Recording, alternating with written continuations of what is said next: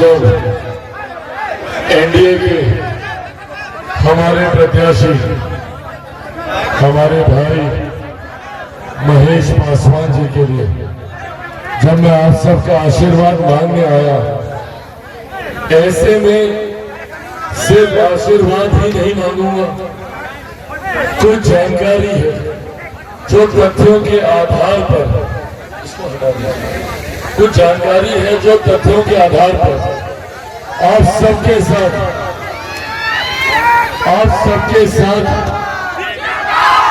मैं साझा करना चाहूंगा। और क्योंकि आप सब मेरा अपना परिवार है, ऐसे में मेरे परिवार के सदस्यों को सही जानकारी हो और जानकारी के अभाव में कोई गलत फैसला ना लिया जाए, इसीलिए मेरा आज का संवाद आपसे करना जरूरी है।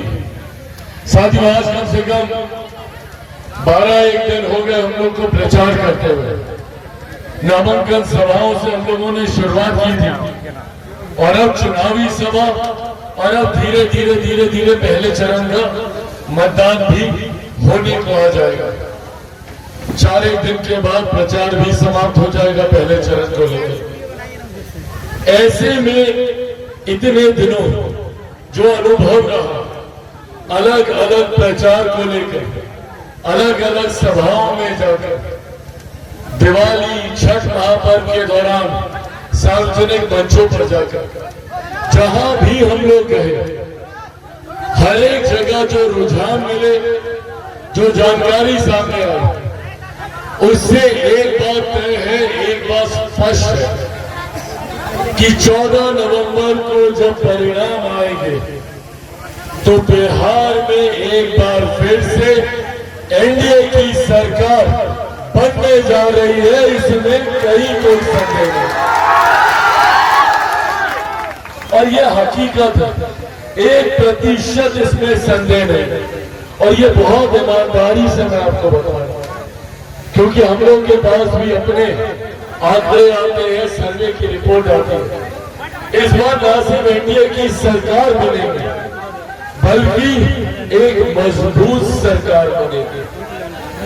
और ये सरकार आने वाले 5 साल का एक स्वर्णिम इतिहास लिखेगी। क्यों बिहार के लिए ये ऐतिहासिक स्वर्णिम काल आने वाले 5 साल होंगे?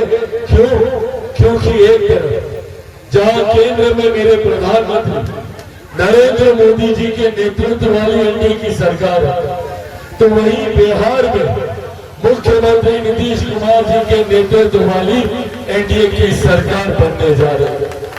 अब ये दोनों सरकारें एक सोच वाली सरकार, जिसका मजबूती से समर्थन आदरणीय उपेंद्र कुशवाहा जी कर रहे हैं, आदरणीय जीतन राम मांझी जी कर रहे हैं, मैं खुद चिराग पासवान इसका मजबूती से समर्थन कर रहा हूं। अब सोचिए इस सरकार की ताकत, जहां केंद्र में भी आपकी सरकार, राज्य में भी आपकी सरकार। और ये पिछले 7-सवा साल में हम सब ने अनुभव किया है कि जिस तरीके से केंद्र में तीसरी बार मेरे प्रधानमंत्री के नेतृत्व में सरकार बनी है, तब से लेकर अभी तक प्रधानमंत्री जी 12 बार बिहार आ चुके। जितनी बार आए उतनी बार लाखों करोड़ों की परियोजनाओं को बिहारियों के लिए समर्पित करके। और सोचिए, ये तो 7-सवा साल की बात है। अब ये व्यवस्था अगले 5 साल बनी रहेगी, तो ये 5 साल वो ऐतिहासिक साल होंगे जिसका सपना, जिस विकसित बिहार का सपना हम लोगों ने देखा, हमारे पूर्वजों ने देखा, मेरे खुद के नेता, मेरे पिता आदरणीय रामविलास पासवान जी ने देखा। आज उनके उस सपनों का बिहार बनाने का ये समय है। ऐसे अब ये बड़ी जिम्मेदारी आप सबके ऊपर है, अज्ञाओं की महान जनता, यहाँ के मतदाताओं के ऊपर, कि गलती से भी चूक नहीं होनी चाहिए। इस बार मुख्य धारा के साथ, इस बार मुख्य धारा के साथ जुड़े रहना जरूरी है। और मैं जितनी बातें अब कह रहा हूं, मैं चाहूंगा कि आप सब इन बातों को घर घर और गांव के एक एक पंचायत, एक एक गांव, एक एक घर, एक एक व्यक्ति तक पहुंचाने का काम करें, क्योंकि अब जरूरी है मुख्य धारा के साथ जुड़े रहे। क्योंकि अगले 5 साल में हर वो विधायक जो सत्ताधारी दल का होगा, जो एनडीए का होगा, वो अपने अपने विधानसभा में बड़ी से बड़ी परियोजनाएं लेकर आएगा। इन्होंने तो एक कॉलेज का जिक्र किया। हम लोग की सरकार और बहुत आगे का सोच रही है आगे के लिए, पर वो संभव तब होगा जब यहाँ का विधायक मुख्य धारा के साथ जुड़े रहने वाला विधायक होगा। अगर कोई और आ गया तो उसके बाद अगले 5 साल बहाना सुनने को मिलेगा कि भैया मुख्यमंत्री हमारी बात नहीं सुनते, मंत्रिमंडल के साथी हमारी बात नहीं सुनते, केंद्र सरकार में हमारी सुनवाई नहीं होती।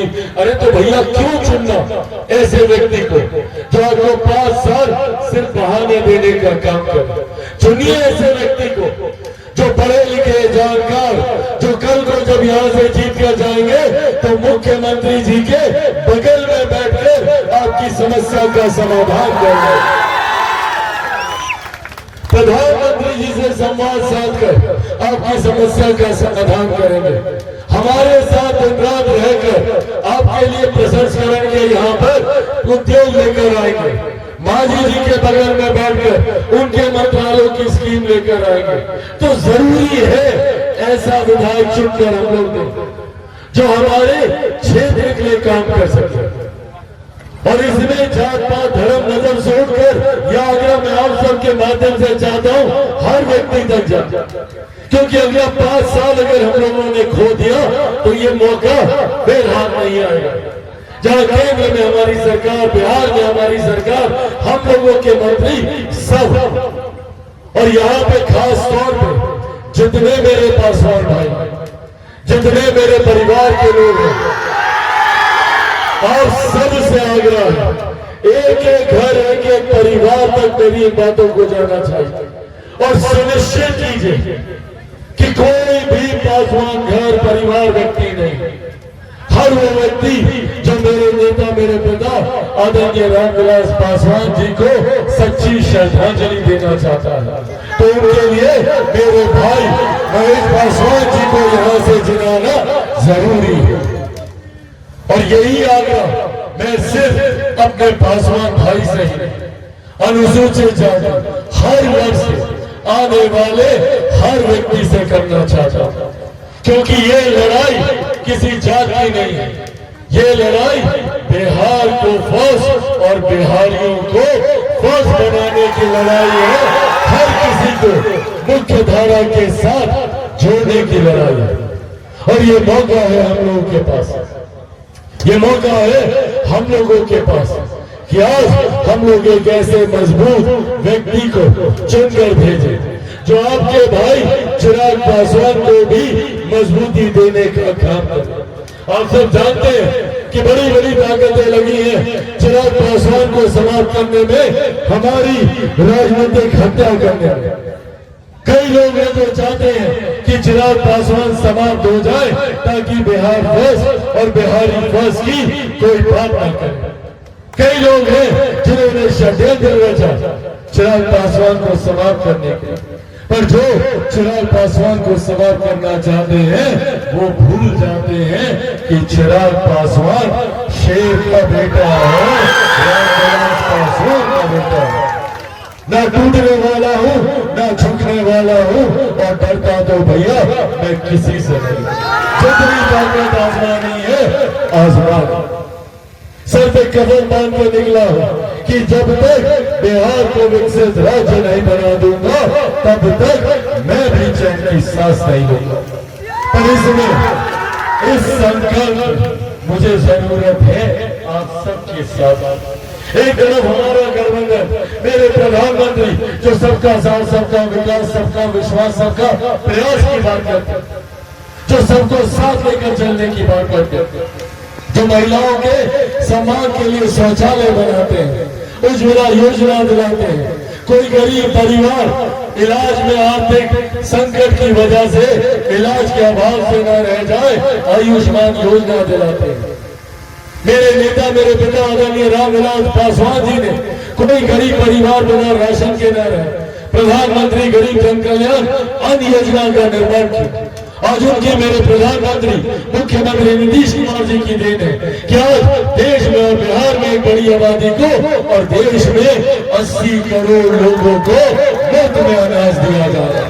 इस सोच के साथ मेरी सरकार आगे बढ़ने का काम कर रही है। तो वही दूसरी तरफ महागठबंधन, जिनमें आपस में ही दरार, आपस में ही ये लोग युद्ध लड़ने का काम कर रहे हैं। कई सीटें ऐसी जहां पर दोस्ताना संघर्ष की लोग बात करते हैं। क्या है ये दोस्ताना संघर्ष? एक दूसरे को नीचा दिखाने का, एक दूसरे को कमजोर करने का संघर्ष है ये। जिस गठबंधन में ये लोग अपने घटक दलों को ही सम्मान न दे पाए, वो कल को जीत कर आने पर आपको या हमें क्या सम्मान देंगे, ये सवाल पूछेगा जब महागठबंधन के लोग आपके बीच हैं। ये वही लोग हैं जिन्होंने बिहार में लंबे समय तक अपराध भ्रष्टाचार को संरक्षण देने का काम किया। पर आज जब बिहार एक नए पड़ाव की ओर अग्रसर हो रहा, 2047 तक मेरे प्रधानमंत्री चाहते हैं कि बिहार की देश एक विकसित देश बने। मेरा भारत विकसित भारत तब बनेगा जब मेरा बिहार विकसित बनेगा, जब बिहार का हर एक जिला विकसित बनेगा, जब बिहार का हर एक प्रखंड विकसित बनेगा, जब बिहार की हर एक पंचायत विकसित बनेगी, जब बिहार का हर एक गांव विकसित बनेगा, जब बिहार का हर एक परिवार विकसित बनेगा, जब हर बिहारी विकसित बनेगा। आज 11 सालों में हमारी केंद्र की सरकार ने 25 करोड़ से ज्यादा लोगों को गरीबी रेखा से बाहर निकाला। आज बिहार में भी एक बड़ी आबादी को तैयार किया जा रहा है गरीबी रेखा से बाहर निकलने के लिए।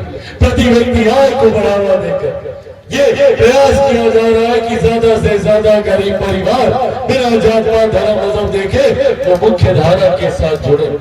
पर ये तमाम बातें तब सफल हो पाएंगी जब मेरे प्रधानमंत्री के सिपाही के रूप में, जब मुख्यमंत्री नीतीश कुमार जी के सिपाही के रूप में, जब बाजी जी उपेंद्र कुशवाहा जी चिराग पासवान के साथी के रूप में अज्ञाओं विधानसभा से बिहार की विधानसभा में प्रतिनिधित्व करने वाले व्यक्ति महेश पासवान जी होंगे। हमारे एनडीए के प्रत्याशी, भारतीय जनता पार्टी के प्रत्याशी जीत कर जाएगा। साथियों, इसीलिए अंत में अभी आग्रह करूंगा, इनकी जीत कितनी जरूरी है गठबंधन के लिए, ये जिम्मेदारी अब आपके ऊपर है। आपको मेरी इन बातों को घर घर पहुंचाना होगा। पहुंचाइएगा ना? घर घर जाइएगा बताने, ऐसे नहीं दोनों हाथ उठाकर वादा कीजिए, इन बातों में घर घर पहुंचाइएगा ना? साथियों, आप लोग बस अपना साथ दीजिए, बदले में विकसित अज्ञान मैं बनाकर दूंगा, ये वादा आप लोगों से मैं करके जाता हूं। तो आगामी मतदान के दिन आप सबको मतदान केंद्र जाना है और मेरे युवा साथियों पे जिम्मेदारी है कि गांव में कोई छूटना नहीं चाहिए, कोई बुजुर्ग, कोई युवा साथी रहना नहीं चाहिए। सब लोग मतदान केंद्र जाएंगे और कितने नंबर पर बटन दबाइएगा? सबको पता है? 1 नंबर दिखाइए सब लोग। 1 नंबर, 1 नंबर, 1 नंबर, 1 नंबर पर कौन से छाप पर बटन दबाइएगा? हाँ, कमल छाप। कमल छाप पर जब बटन दबाइएगा तो मेरे प्रधानमंत्री नरेंद्र मोदी जी को मजबूत कीजिएगा, मुख्यमंत्री नीतीश कुमार जी को मजबूत कीजिएगा, उपेंद्र कुशवाहा जी को मजबूत कीजिएगा, जीतन राम मांझी जी को मजबूत कीजिएगा और तो और अपने भाई, अपने बेटा चिराग पासवान को भी आप लोग मजबूती देने का काम करें। तो साथियों, अब अगर आप सबका आशीर्वाद हो तो हमारे भाई महेश पासवान जी को जीत की माला पहना दी जाए। जोरदार ताली बजाकर आप लोगों को आशीर्वाद दें।